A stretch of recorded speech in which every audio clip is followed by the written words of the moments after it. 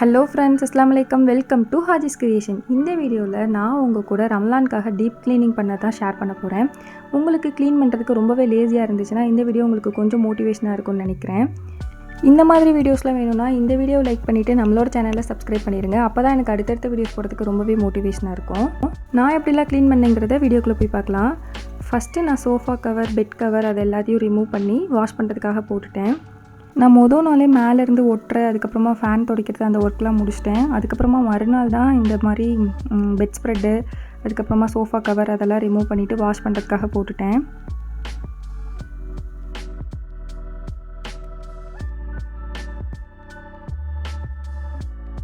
இதை வாஷிங் மிஷினில் துவைக்கிறதுக்காக போட்டுட்டு இது துவைச்சிட்டு இருக்க டைமில் நம்ம வேறு ஏதாவது வேலை பார்க்கலாம்.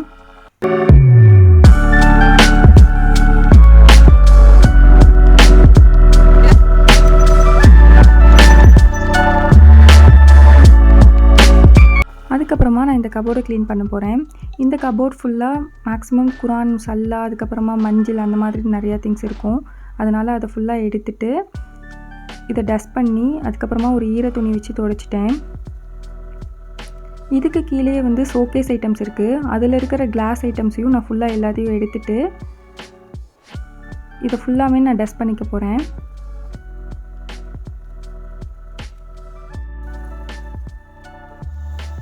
ஃபஸ்ட்டு டஸ்ட் பண்ணிவிட்டு அதுக்கப்புறமா ஈர துணி வச்சு துடைங்க. அப்போ இன்னும் நல்ல க்ளீனாக இருக்கும்.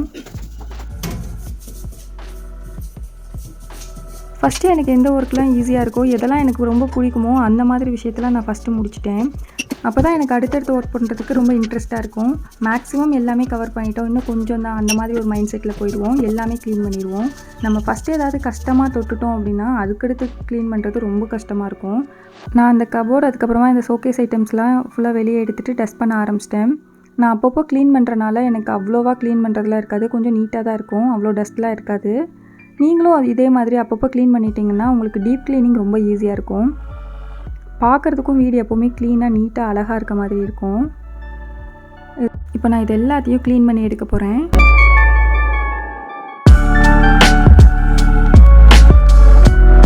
இப்போ இந்த மிரர்லாம் காலின் வச்சு ஸ்ப்ரே பண்ணி நல்லா வைப் பண்ணி எடுத்துக்க போகிறேன்.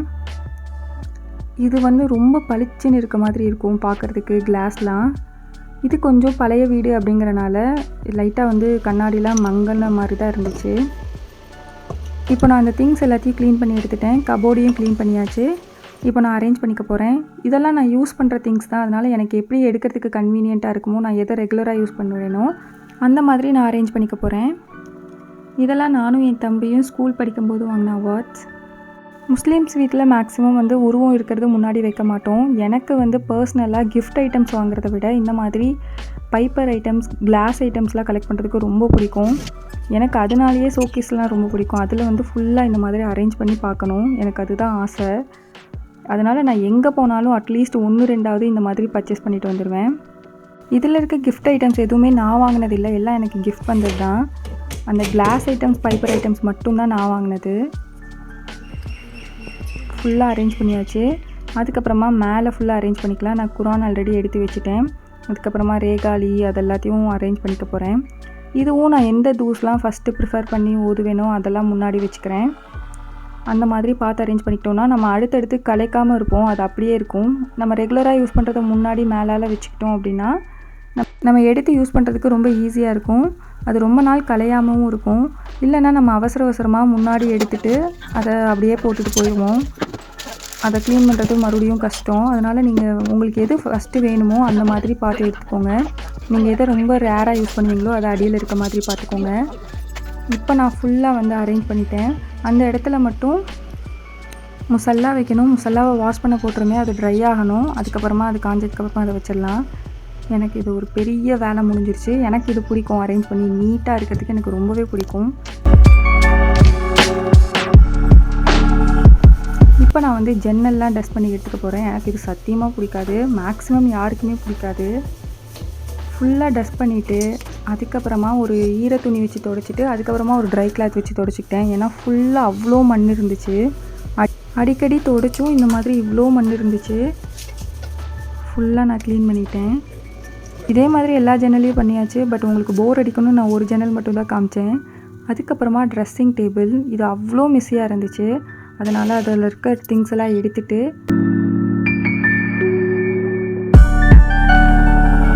ட்ரெஸ்ஸிங் டேபிள் ட்ராவில் இருக்கிற எனக்கு வேணாங்கிற திங்ஸ்லாம் டீக்ளீட் பண்ண போகிறேன். அதுக்காக ஒரு கவரில் எனக்கு வேணாங்கிற திங்ஸ்லாம் கலெக்ட் பண்ணிக்கிட்டேன். இது நம்ம ஈஸியாக டிஸ்போஸ் பண்ணுறதுக்கு ரொம்ப யூஸ்ஃபுல்லாக இருக்கும். நம்ம அப்படியே கீழே போட்டுட்டோம்னா அதை க்ளீன் பண்ணுறதுக்கு இன்னும் டைம் ஆகும்.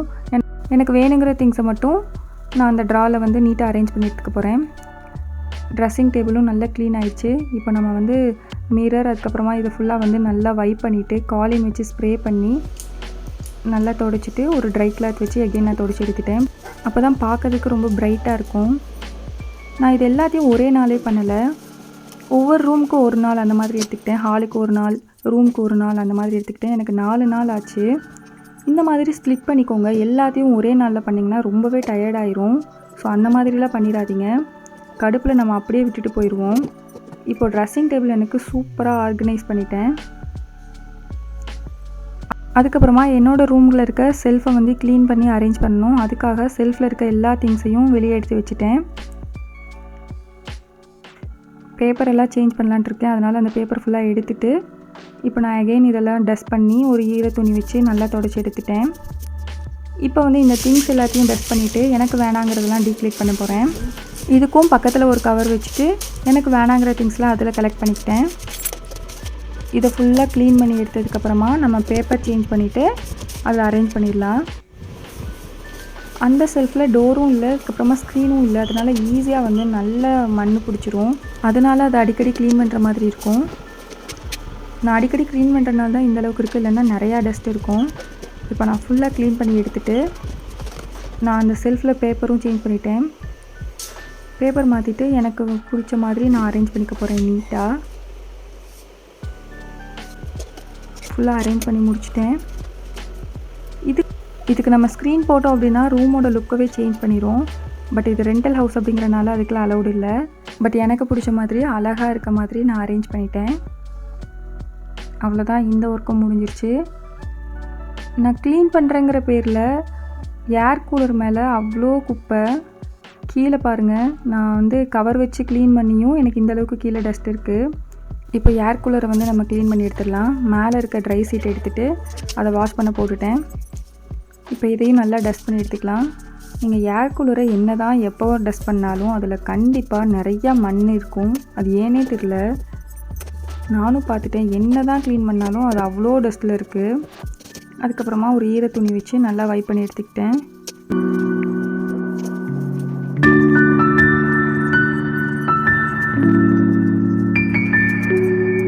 ஏர் கூலர் க்ளீன் பண்ணி முடிச்சதுக்கப்புறமா நான் டீஃபாய் க்ளீன் பண்ணி எடுத்துக்கிட்டேன்.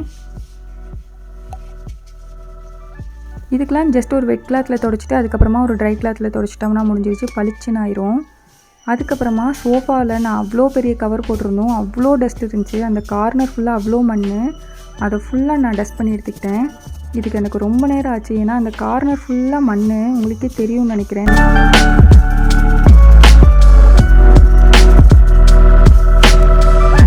இப்போது என்னோடய சோஃபாவும் நல்லா க்ளீன் ஆயிடுச்சு. அவ்வளோதான், இனி நல்லா வீடை ஃபுல்லாக கூட்டி போட்டேன்னா என்னோட பெரிய வேலை முடிஞ்சிருச்சு.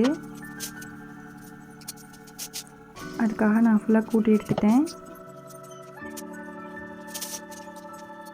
அதுக்கப்புறமா போட போகிறேன். என்ன தான் நம்ம க்ளீன் பண்ணாலும் இந்த கூட்டி போடுறதுல தான் அந்த ஃபினிஷிங் லுக்கே நம்மளுக்கு கிடைக்கும்.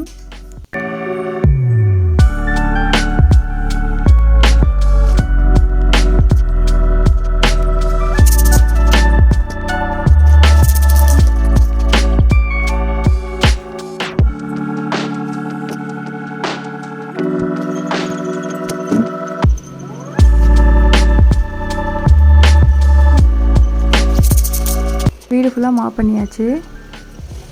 அதுக்கப்புறமா பெட் ஸ்ப்ரெட், பில்லோ கவர்லாம் நம்ம வாஷ் பண்ண போட்டனால நான் வேறு ஒன்று சேஞ்ச் பண்ணிக்கிட்டேன். இந்த பெட் ஸ்ப்ரெட் வந்து நான் அமேசானில் தான் வாங்கினேன். மோர் தென் 4 இயர்ஸ் இருக்கும். பட் வந்து எத்தனை டைம் வாஷ் பண்ணி போட்டாலும் அதே மாதிரி புதுசு மாதிரியே இருக்கும். எனக்கு இது ரொம்ப பிடிச்சிருக்கு. உங்களுக்கும் வேணும்னா நான் லிங்க் டிஸ்கிரிப்ஷனில் ப்ளேஸ் பண்ணுறேன், நீங்களும் போய் செக் பண்ணி பாருங்கள். அவ்வளோதான், எல்லாம் ஃபுல்லாக நம்ம அரேஞ்ச் பண்ணிட்டோம். Next kitchen work. எனக்கு ரொம்பவே பிடிக்காத ஒர்க் இது. அவ்வளோ கேவலமாக மெஸ்ஸியாக இருந்துச்சு. ஏன்னா என் அம்மா வந்து ஆல்ரெடி க்ளீன் பண்ணிகிட்டு இருந்தாங்க, அதனால் அப்படி இருக்குது. ஃப்ரிட்ஜை வந்து ஃபுல்லாக க்ளீன் பண்ணிட்டாங்க. எனக்கு ஃப்ரிட்ஜை துடைக்கிற ஒர்க்லாம் இல்லை, நல்லா நீட்டாக க்ளீன் பண்ணி எடுத்துட்டாங்க. எனக்கு வந்து அந்த டோரை மட்டும்தான் துடைக்கணும், அதை லாஸ்ட்டாக துடைச்சிக்கலான்னு சொல்லிவிட்டு நான் இப்போ இந்த கேபினெட்ஸ்க்கு வந்துட்டேன். இதில் இருக்க அந்த மளிகை ஜாமான் ஐட்டம்ஸ்லாம் நான் எல்லாத்தையும் ரிமூவ் பண்ணிவிட்டு நான் பேப்பர் சேஞ்ச் பண்ணிவிட்டு நான் ரீஃபில் பண்ணி அதை அரேஞ்ச் பண்ணி எடுத்துக்க போகிறேன், நல்லா நீட்டாக இருக்க மாதிரி. இதை ஃபஸ்ட்டு பண்ணிட்டோம் அப்படின்னா நம்மளுக்கு பெரிய வேலை முடிஞ்ச மாதிரி இருக்கும். அதனால் நான் இதை ஃபஸ்ட்டு பண்ணிட்டேன்.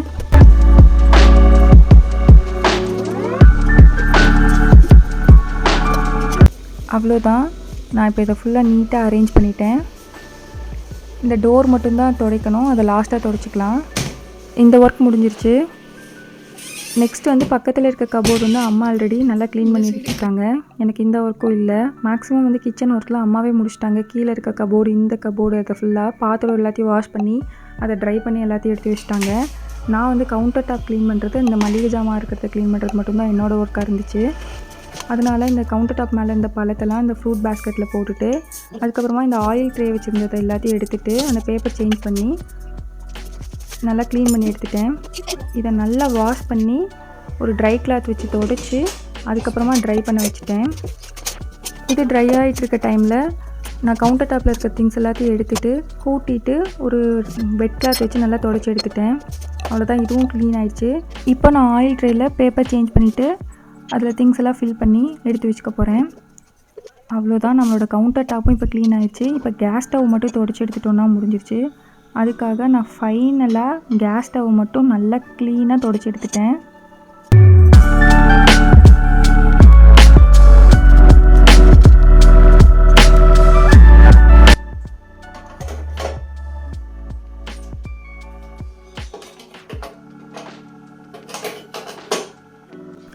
இது முடிஞ்சதுக்கப்புறமா அந்த கபோர்டில் இருக்க டோர் ஃபுல்லாக நான் காலின் ஸ்ப்ரே பண்ணி அதையும் நல்லா வைப் பண்ணி எடுத்துக்கிட்டேன். அதுக்கப்புறமா ஃப்ரிட்ஜ் டோரையும் நான் காலின் யூஸ் பண்ணியே துடைச்சி எடுத்துட்டேன். நம்மளோட கிச்சன் வந்து சூப்பர் க்ளீன் ஆயிடுச்சு. நான் ஃப்ளோரையும் கூட்டி மாப் போட்டேன், அது உங்களுக்கு காமிக்கலை. இப்போ நம்மளோட வீடே சூப்பர் க்ளீன் ஆகிடுச்சு. அவ்வளோ ஹாப்பியாக இருந்துச்சு. பட் ஒர்க்கு தான். பட் நான் ஸ்ப்ளிட் பண்ணி செஞ்சனால எனக்கு அவ்வளோ பெருசாக தெரியல. நான் 4 days எடுத்துக்கிட்டேன் இதுக்கு ஃபுல்லாக. எனக்கு பர்சனலாக இந்த மாதிரி எப்போவுமே க்ளீனாக இருந்தால் தான் பிடிக்கும். இந்தளவுக்கு எல்லாம் க்ளீனாக அரேஞ்ச் பண்ணதுக்கப்புறமா நம்ம எடுக்கிற திங்ஸை அதே இடத்துல வச்சிட்டோம் அப்படின்னா இதை அப்படியே மெயின்டைன் பண்ணுறதுக்கு நம்மளுக்கு ரொம்பவே யூஸ்ஃபுல்லாக இருக்கும். இந்த மாதிரி ஸ்ப்ளிட் பண்ணி செஞ்சு பாருங்கள், உங்களுக்கே ரொம்ப ஈஸியாக இருக்கும். பெட்ரூம் ஒரு நாள், ஹால் ஒரு நாள், கிச்சன் ஒரு நாள், அந்த மாதிரி. நான் இன்னும் வெளியே எதுவும் க்ளீன் பண்ணல, வீட்டுக்குள்ளே மட்டும்தான் என்னோடய ஒர்க் எல்லாம் முடிஞ்சிருக்கு. நம்ம அடிக்கடி க்ளீன் பண்ணிகிட்டு இருந்தாலும் நம்ம க்ளீனிங் ஒர்க் வந்து ரொம்ப கஷ்டமாக தான் இருக்காது, ஈஸியாக இருக்க மாதிரி இருக்கும். அவ்வளோவா குப்பை எதுவும் இருக்காது, நம்ம ஈஸியாக க்ளீன் பண்ணி எடுத்துடலாம். அதே மாதிரி நம்ம டீப் க்ளீன் பண்ணுறப்பெல்லாம் குக் பண்ணுறதுக்கு நிறையா டைம் எடுத்துக்காமல் ஏதாவது சிம்பிளாக 1 pot ரைஸ் மாதிரி பண்ணிக்கோங்க. அதுவும் நம்மளுக்கு ரொம்ப யூஸ்ஃபுல்லாக இருக்கும். க்ளீன் பண்ணுறப்ப ரொம்ப ஒர்க் இருக்க மாதிரி இருக்காது. ஸோ நீங்கள் டீப் க்ளீன் பண்ணுறப்ப குக்கிங் ஒர்க்கை கொஞ்சம் சிம்பிளாகவே வச்சுக்கோங்க. அவ்வளோதான், இந்த வீடியோ உங்களுக்கு ரொம்பவே யூஸ்ஃபுல்லாக இருந்திருக்கும்னு நினைக்கிறேன். தேங்க்ஸ் ஃபார் வாட்சிங். தேங்க்யூ.